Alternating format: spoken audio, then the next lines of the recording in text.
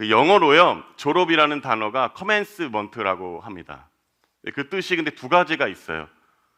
졸업식이라는 뜻도 있지만 또 한 가지로는 시작과 개시라는 뜻을 가지고 있습니다. 이런 거죠. 청년들이 이제 대학을 졸업을 하면 졸업했다. 근데 사실 졸업과 동시에 이제 고통과 고난은 시작되는 것이죠. 또 이렇게 이야기할 수 있습니다. 결혼을 하셨어요. 우리 청년들 청년들 몇 분 나오신 것 같은데요. 결혼 빨리 하고 싶으시죠? 네. 결혼하면 끝이 아니라 시작입니다. 더 이상 얘기하지 않겠습니다. 그렇게 사랑하는 사람과 이제 결혼해가지고 평생 너무 행복합니다. 행복하지만 이제는 결혼 생활을 하다 보면은 정말 이 사람이 그 사람이 맞는가? 좋은 점에서요. 그러면서 서로 배워가는 그러한 시간이 되는 거죠. 저희가 영적인 의미로도요, 우리가 그리스도의 신부로 살아가면서 새롭게 삶이 시작되긴 하지만 그럼에도 어떠한 일이 있냐면 엄청난 시련과 고통이 우리를 따르게 되는 것이죠. 우리가 믿음 생활을 하는 거죠. 성도의 견인이라는 교리적인 답이 있습니다. 우리가 믿음에서 절대 흔들리지 않는다라는 이 교리적 답은 우리가 다 알고 있어요. 우리 성도님도 다 알고 계시죠? 그러나 우리의 현실의 딜레마는 무엇이냐면 내 믿음이 하나님 만날 때까지 흔들리지 않는 믿음을 갖고 있을 거라는 교리적인 답이 있지만 삶 가운데 어려움이 있거나 풍랑이 다가오면은요, 우리의 마음은 흔들리기 마련입니다. 그래서 저는 믿음은 옛날 방식에서는 끝이고요, 옛날 삶의 방식으로는 끝이지만 이제 그리스도와 동행하는 삶으로서는 이제 시작이라고 이렇게 말씀드리고 싶습니다. 이것은 그거죠.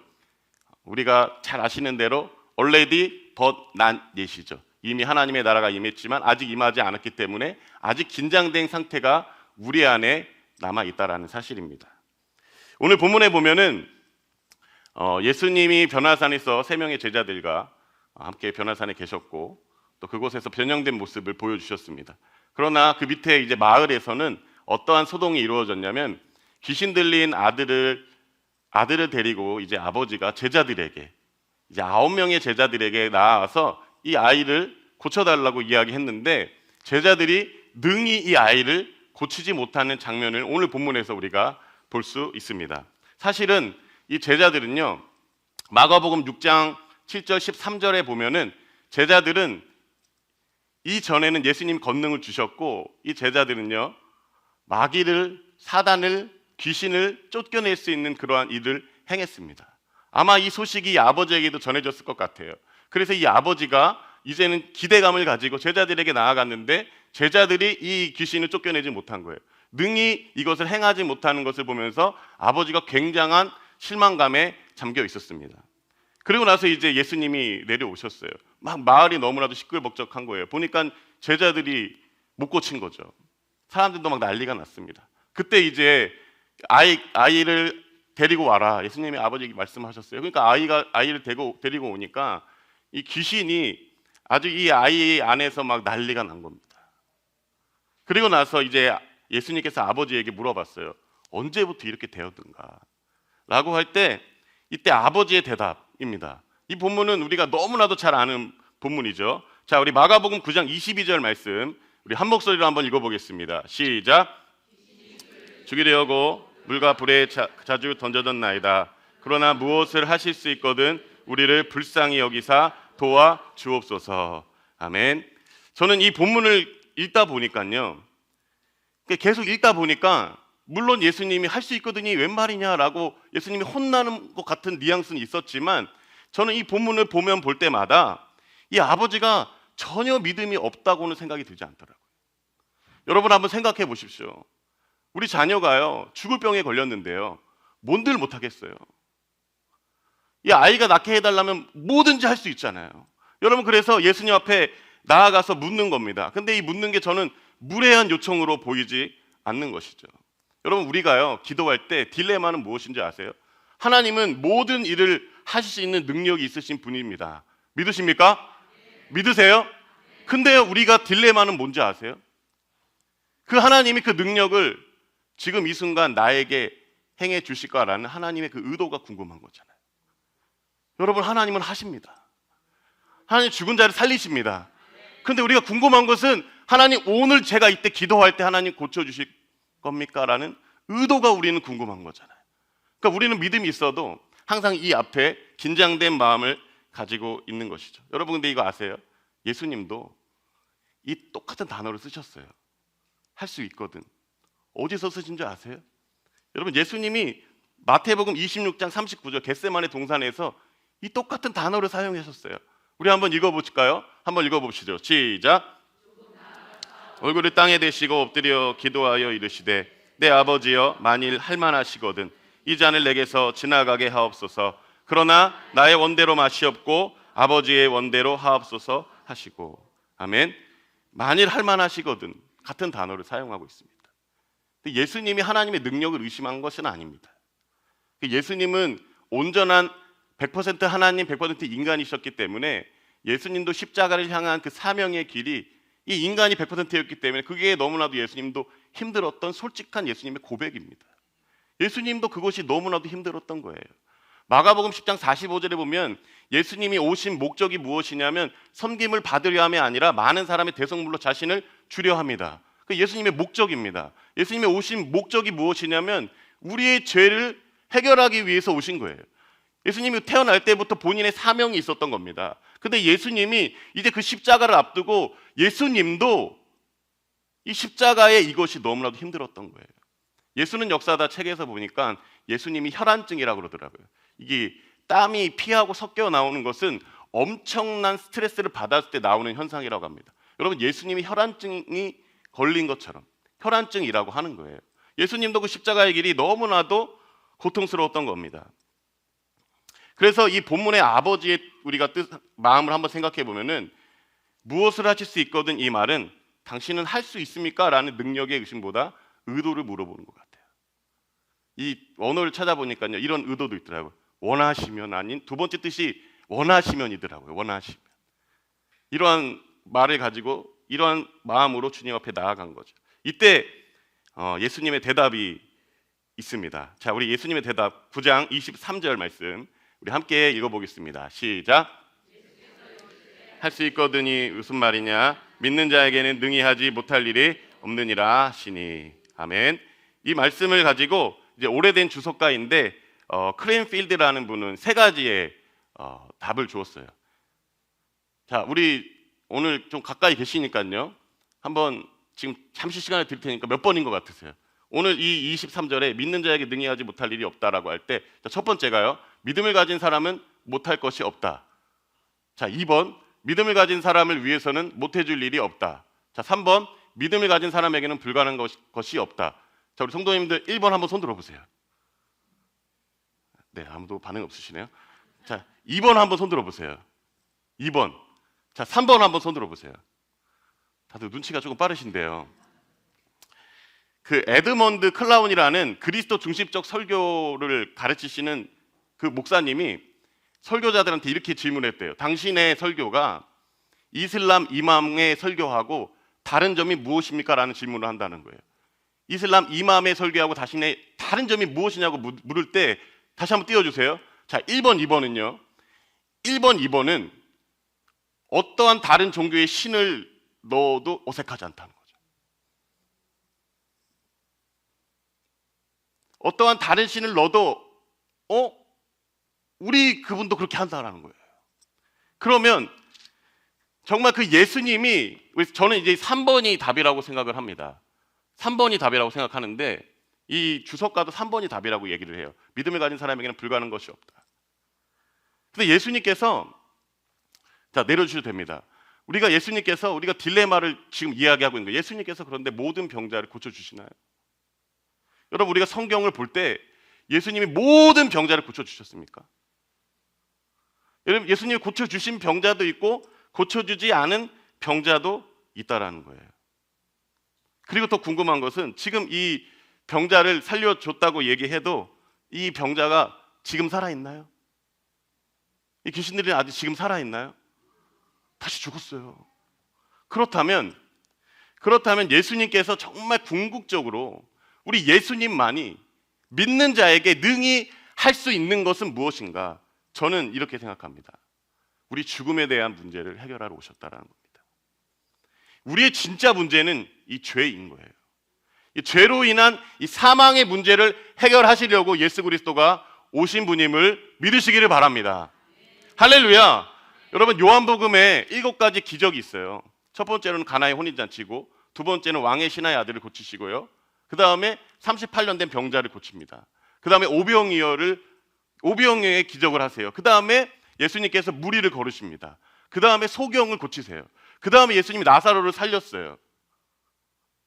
예수님이 근데 이 요한복음의 7가지 표적을 한 목적이 무엇인 줄 아세요? 이 목적이 요한복음 20장에 정확하게 나와 있습니다. 요한복음 20장 30절 31절 말씀입니다. 자, 우리 한번 같이 한번 읽어보겠습니다. 시작.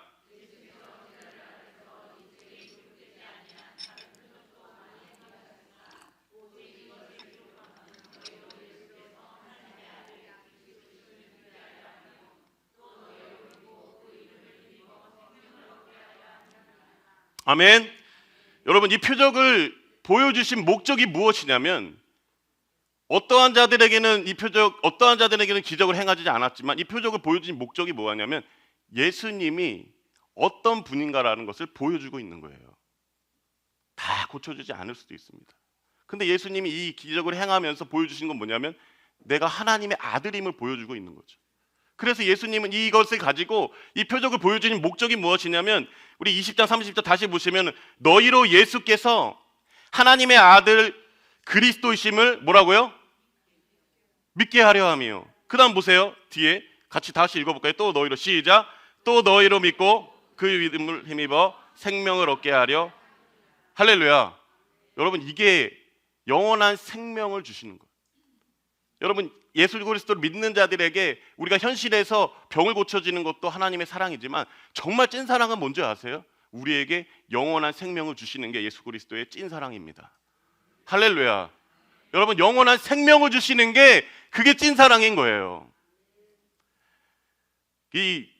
마가는요, 글을 쓸 때 이렇게 샌드위치 기법을 쓴다고 하더라고요. 여기다가 글을 쓰고 또 가운데다 글을 쓰고 여기다 글을 쓴 다음에 가운데에 있는 내용을 부각시키는 거죠. 자, 이제 본문의 구조를 한번 살펴보겠습니다. 잠시 살펴보면 한번 집에 가서 한번 살펴보셔도 됩니다. 예수님이 8장 32절 이 전 단락에서 예수님께서 하시는 게 뭐냐면 죽음과 부활에 대해서 계시를 하셨어요. 근데 제자들이 깨닫지는 못합니다. 그리고 나서 오늘 본문에도 죽음과 일으킴이라는 단어가 나올 겁니다. 제가 뒤에 보여드릴게요. 그 다음에 오늘 본문이 끝나고 나서 9장 30절에 31절에서 무슨 내용이 나오냐면 자신의 죽음과 부활에 대해서 말씀하고 있는 거죠. 보세요. 죽음과 부활 가운데 죽음과 일으킴이라는 내용이 오늘 본문입니다. 자, 26절, 27절입니다. 9장 26절, 27절에 보겠습니다. 자, 보세요. 제가 읽어드리겠습니다. 귀신이 소리질러 아이로 심히 격려를 일으키게 하고 나가니 그 아이가 죽은 것 같이 되어 많은 사람이 말하기를 뭐라고요? 죽었다 하나 예수께서 그 손을 잡아 뭐라고요? 이에 일어서니라. 여기서 일으키라는 단어가 부활이라는 단어하고 굉장히 밀접한 단어입니다. 여러분 보세요. 정말 믿는 자들에게 예수님이 하시는 게 뭡니까? 십자가와 부활을 통한 영원한 생명을 주시는 게 우리 예수님께서 우리에게 누구에게나 하시는 일이 바로 십자가와 부활을 통한 영원한 생명입니다. 할렐루야. 요한복음 3장 16절에 이렇게 얘기하시잖아요. 하나님이 세상을 이처럼 사랑하사 독생자를 주셨으니 이는 그를 믿는 자마다 뭐라고요? 멸망하지 않고 뭐라고요? 영생을 얻게 하려 하심. 영원한 생명을 주게 합니다. 이것은 무슨 뜻이냐면 나는 너의 병을 지금 고쳐줄 수 있어. 그러나 내가 정말 하고 싶은 건 뭐냐면 나의 마음은 뭐냐면 나는 너와 영원히 함께 살고 싶다. 나는 너와 영원히 함께 살고 싶다라는 거예요. 영원히 너와 같이 있고 싶다라는 거예요. 데살로니가전서 5장 10절의 말씀입니다. 자, 한번 읽어볼까요? 시작. 예수께서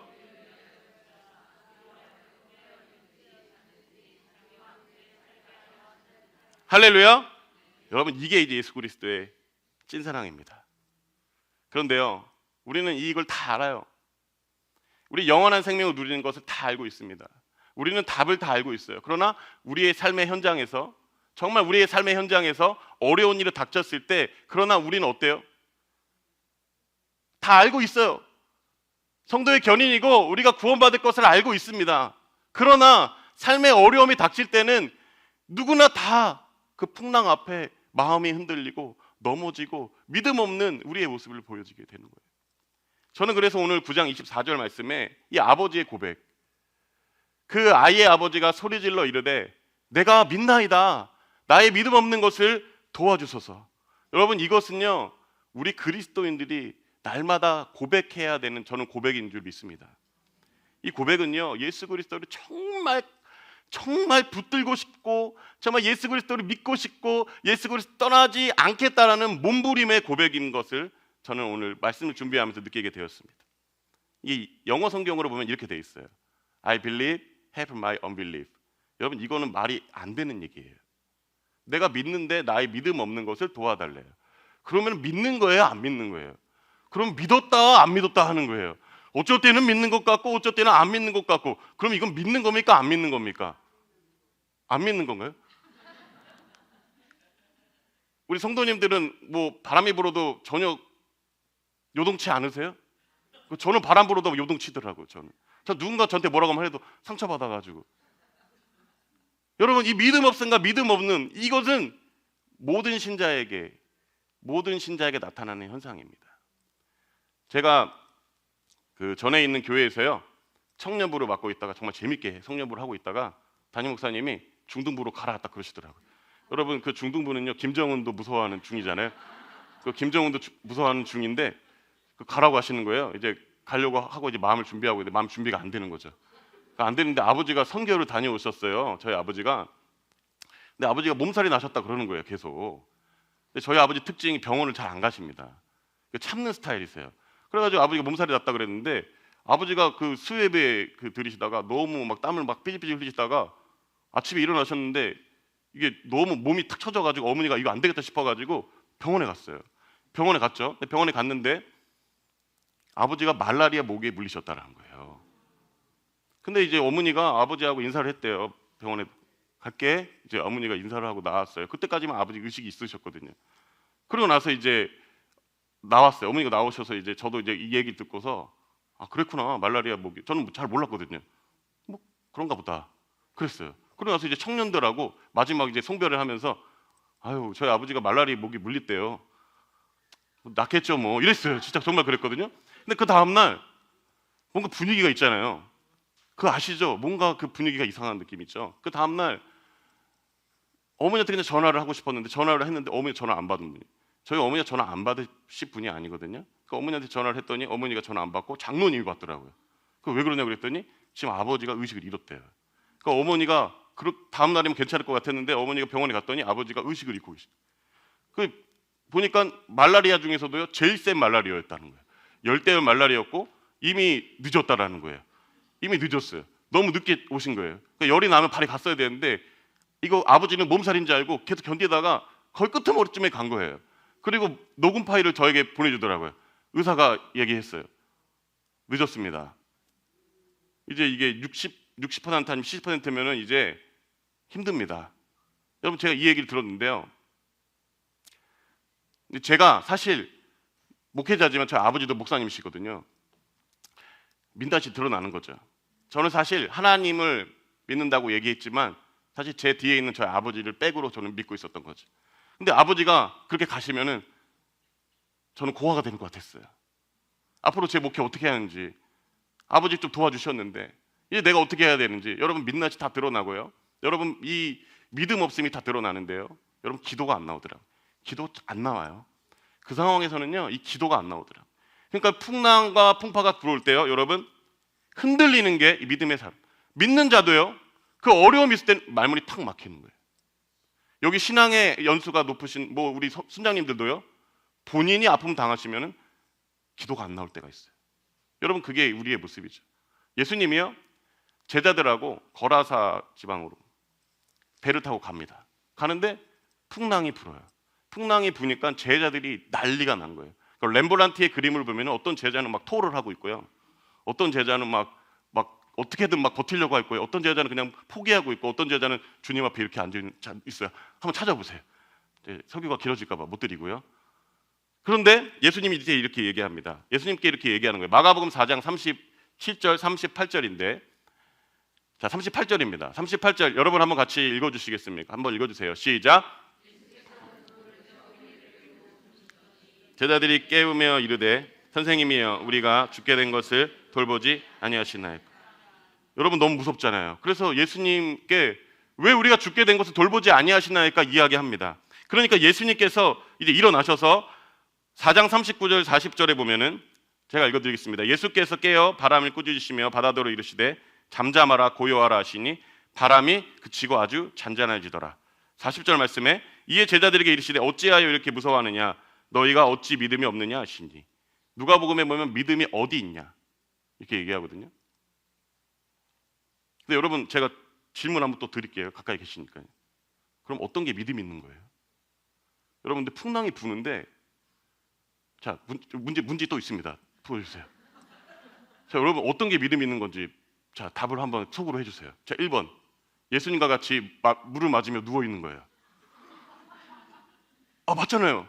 그게 믿는 거예요? 그게 믿음 있는 건가? 두 번째, 배가 침몰할 때까지 태연하게 가만히 앉아 있는 거예요. 이제 그러면 이제 예수님도 물에 잠기는 거죠. 믿음 있는 건가요? 자, 3번 열심히 물을 퍼내는 거예요. 자, 답이 뭘까요? 3번. 정답이에요. 박수 한번 주세요. 박수. 근데 제가 원하는 정답은 이건 아닙니다. 제가 원하는 건 여기 답이 없어요. 답은요, 여러분 38절 다시 보세요. 답은요 어디 있냐면 깨우며. 여러분 풍랑 가운데 예수를 깨웠다. 믿음이 없다라고 예수님한테 혼났어요. 근데요, 저는 그럼에도 이 제자가 믿음 있다고 얘기하는 건 뭐냐면 그 가운데 제자는 포기하지 않았습니다. 자신의 연약함을 인정합니다. 그리고 그 인정한 자기의 연약함을 가지고 주님을 깨웁니다. 여러분 저는 여기에 믿음이 있다고 봐요. 내가 믿나이다 나의 믿음 없는 것을 도와주소서라는 아버지의 외침은 믿음 없는 사람의 외침이 아니에요.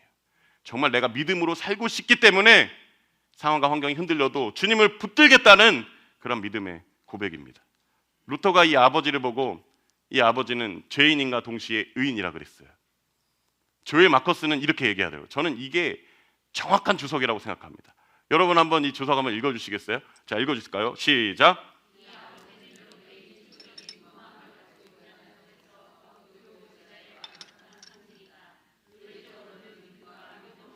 정반대의 것이기는 하지만 이 둘은 동시에 나타나는 실제이다. 믿는 자는 믿지 못함과의 사투에서 동시적으로 참여한다. 이 아버지의 고백은 믿음과 의심 사이에 모호한 경계에 놓여 있다고 여겼던 그리스도인들에게 헤아릴 수 없는 위로가 되었을 것이다. 아멘. 여러분 진짜 믿음은 뭐예요? 포기하지 않고 인정하는 거죠. 상황 가운데 흔들리는 나를 흔들리면 그때 거기에 넘어져 있는 게 아니라 일어나서 나의 약함을 인정하고 주님을 붙드는 것, 그것이 믿음입니다. 너무나도 놀랍게도 마가복음 8장 22절에서 26절, 이제 오늘 본문 그 다음 전이죠. 거기에 보면은 예수님이 안수를 2번 하세요. 저는 이게 너무 궁금했거든요. 예수님 한 번에 고쳐주셔야 되는데 왜 안수를 2번 했을까? 자, 본문 한번 보시면은 8장 23절에서 24절에 보시면은 여러분 한번 23절 여러분께서 한번 읽어주시겠습니까? 읽어주세요. 시작.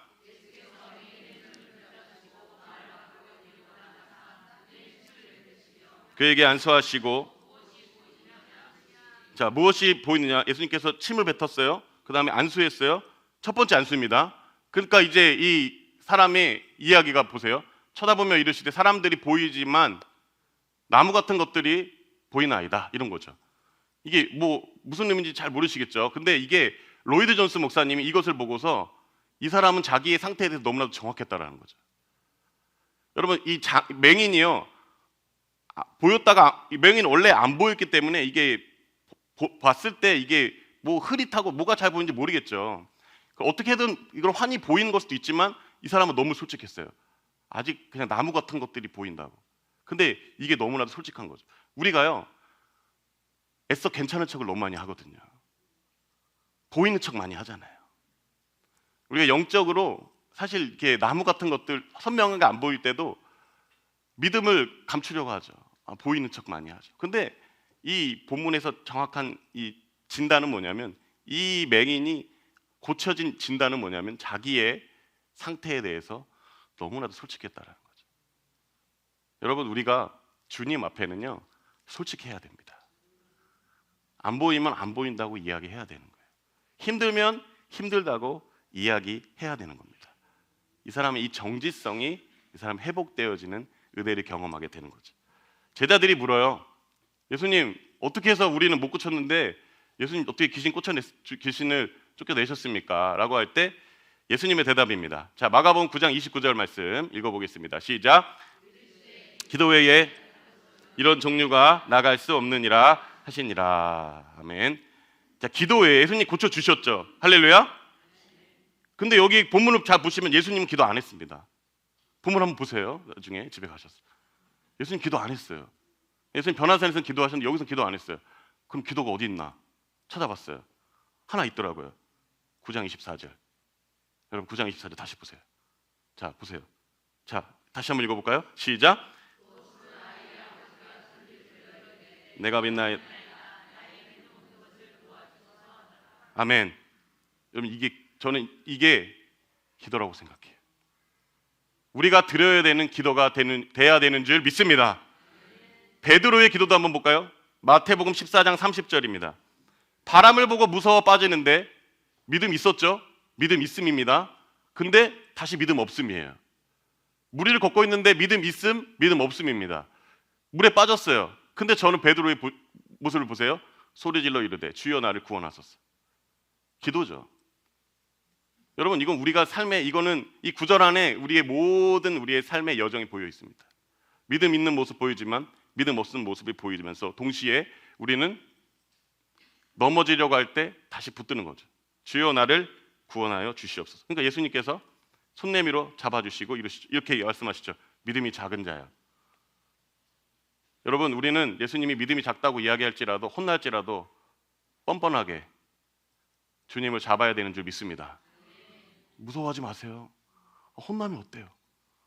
야 임마, 너 왜 이렇게 믿음이 없냐? 어때요? 예수님이 믿음이 적은 자라고 할 때 안심이 되잖아요. 그래서 예수님 나와 함께 하셨군요. 제가 그 아버지가 그 상황을 보고서 제가 서울로 올라갔거든요. 제가 목포에서 사역을 했는데 서울로 올라갔습니다. 이제 아버지가 극적으로 삼성병원으로 옮겨졌어요. 한림대병원 삼성병원으로 옮겨졌는데 이제 그때 제가 전 교회에 기도 부탁을 했어요. 목포에 있는 모든 전교인이 기도했습니다. 기도 제목을 드리고 제가 아는 친구들 지인들한테 다 기도 제목 드리고 저희 아버지가 목회하시는 교회도 이제 계속 기도하는 거예요. 철야 기도가 막 이루어지기 시작한 거예요. 제가 이제 갔는데 그래도 아버지가 상태가 똑같으시더라고요. 그러니까 이제 옆에, 그런데 그때 저를 도와주겠다고 제 동기 목사님이 있거든요. 개척교회 하는 동기 목사님이 있어요. 그 동기 목사님이 자기 권사님이 능력 있다고 데리고 왔어요. 저를 위해 기도해 주겠다고. 그래서 데리고 왔어요. 이제 딱 왔는데 이제 이 친구가 다가오면서 권사님하고 다가오는데 제가 근데 굉장히 상심하고 눈물이 막 많이 흘리고 있는 상태였거든요. 근데 이 친구가 이제 기도해 준다고 이렇게 저한테 딱 오더니 이렇게 얘기하는 거예요. 조금 우픈 얘기예요. 형, 저한테 형이라고 그런 거예요. 형, 아버지 성함이 안중근 목사님이죠? 딱 그런 거예요. 그래서 제가 뭐라 했냐? 야 임마, 내가 임신데. 야, 내가 임신데 아빠가 안중근이겠냐? 여러분 한번 생각해 보세요. 저희 아버지가 임중근 목사님이십니다.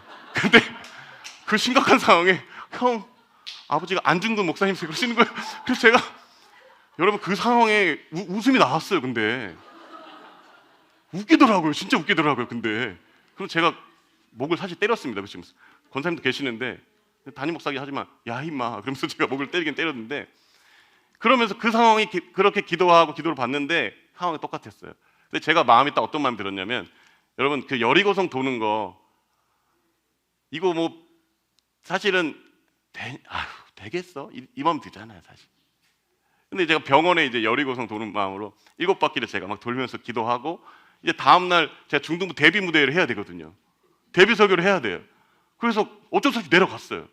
근데 형한테 연락했더니 그냥 증상이 똑같다는 거예요.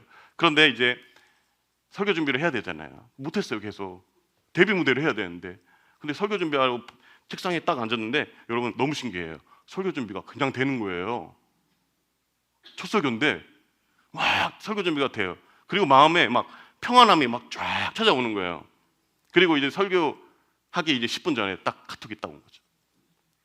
이렇게 왔습니다. 대호야, 아버지 깨어나셨다. 할렐루야. 여러분, 이 아버지가 그 기도를 통해서 깨어나셨는데 저는 이게 중보기도의 힘이라고 생각하거든요. 하나님이 모든 이 기도자들을 통해서 기도하게 하시는데 사실 좀 죄송해요. 왜냐하면 우리가 열심히 기도해도 하나님이 데려가실 수도 있잖아요. 그래서 저는 우리 아버지를 살려주셔서 너무나도 감사해요. 근데 이게 결과론적으로 보니까 저희 북부교회인데요, 저희 아버지 목회하시는 데가 코로나 때문에 너무 영적으로 너무 침체되어 있던 거예요. 근데 이제 담임 목사님 살리겠다고 교인들이 막 부르짖고 막 밤새 기도하다 보니까 여러분 교회가 영적으로 살아나는 거죠.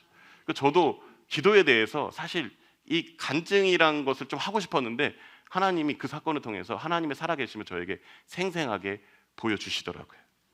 여러분, 하나님은 그러나 우리가 결과에 상관없이 기도하기를 원해 하십니다. 결과는 하나님께 있고요, 우리는 결과에 상관없이 최선을 다해서 기도하는 것이죠. 기도하여 승리하는 저와 여러분 되시길 간절히 소망합니다. 구속사를 보면 하나님이 일하시지만 인간이 함께 일해요. 아브라함의 순종이 있고 출애굽 당시에 이스라엘 백성들의 순종이 있는 거죠. 전투가 있는 거예요. 다 하나님이 다 하시지만 하나님은 인간의 순종과 인간의 기도를 쓰시죠. 에스겔서 36장 37절 우리 마지막으로 한번 읽겠습니다. 시작! 그래도 이스라엘 족속이 같이 자기들에게 이루어주기를 내게 구하여야 할지니라. 내가 그들의 수요를 양떼에 같이 많아지게. 할렐루야. 하나님이 하실 건데 보세요. 그래도 따라합시다. 그래도 구하여야 할지니라. 할렐루야. 하나님 100%, 인간 100%, 결국 하나님 100%입니다. 할렐루야. 이게 건전한 신앙이에요.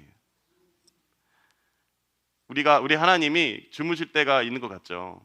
기도할 때 공허하고 하나님이 정말 내 기도를 들고 계시는가? 근데 여러분 신뢰하셔도 됩니다. 우리 하나님은 졸지도 않고 주무시지도 않으시고 우리의 기도를 들으십니다.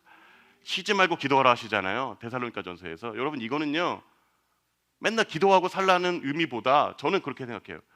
하나님이 너희들이 언제든지 기도할 때 기도를 들을 준비가 되어 있다. 하나님이 영업시간이 있는 게 아니에요. 여러분, 하나님 우리 기도들이 영업시간 있다고 생각해 보세요. 무섭죠? 근데 이 말은요, 나는 영업시간이 없다. 너희가 새벽에 신음소리에 너희가 기도하고 말로 제대로 정확하게 말 못할지라도 나는 너희의 기도를 들은다. 너희의 신음소리를 내가 듣는다. 너희는 끝까지 나에게 기도해야 된다. 하나님이 주무신 것 같지만 사실 여러분 생각해보면 우리가 맨날 졸고 있죠. 우리는 늘 깨어있으라고 했지만 맨날 자고 있어요. 맨날 졸고 있어요. 우리는 졸고 있어요. 그러나 우리 하나님은 주무시지 않으세요. 겟세마네 동산에서 제자들은 잤어요. 야, 좀 일어나서 기도해라.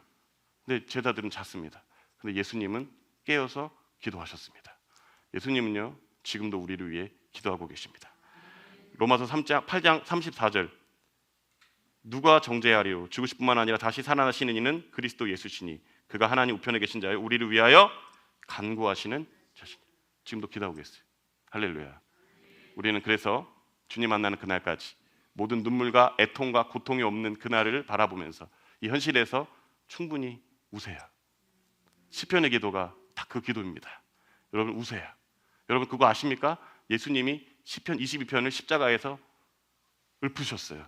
나의 하나님 나의 하나님 어찌하여 나를 버리셨나이까. 예수님이 십자가에서 시편 22편을 낭독하셨어요. 시편만큼은 인간이 하나님께 고백되어진, 인간이 하나님께 드려지는 고백이 성경이 됐어요. 왜요? 예수님이 그런데 그 시편을 묵상하셨어요. 우리도 충분히 주님 앞에 살려달라고, 주님 도와달라고, 주님 우리 직장 도와달라고, 우리 자녀 믿음 없는데 주님 우리 자녀 책임져 달라고, 주님 앞에 체면 차리지 마시고 주님 앞에 나와 기도하시는 저와 여러분 되시기를 간절히 소망합니다. 우리 함께 찬양하면서 기도하며 나아가겠습니다.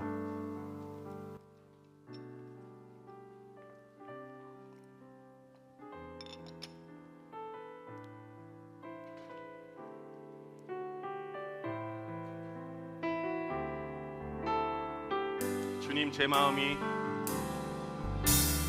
주님 제 마음이 너무 둔해서 주님을 볼 수 없습니다.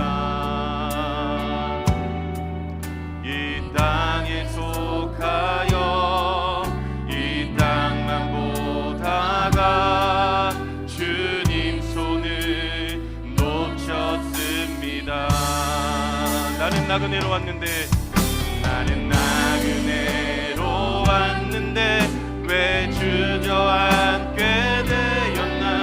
나는 정직인데 언제부터 내 삶의 주인이 되어버렸나.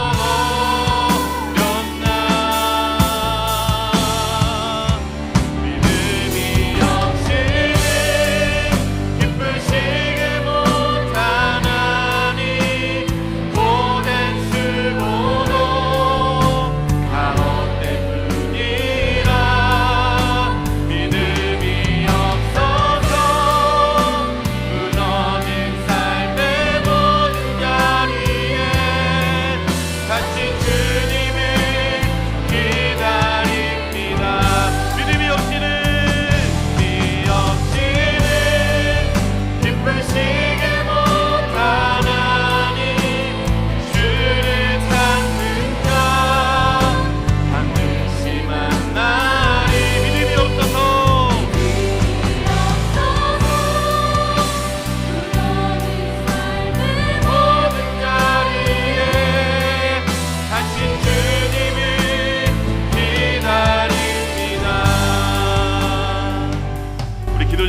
함께 기도하며 나아갔으면 좋겠습니다. 우리 첫 번째 기도 제목 읽겠습니다.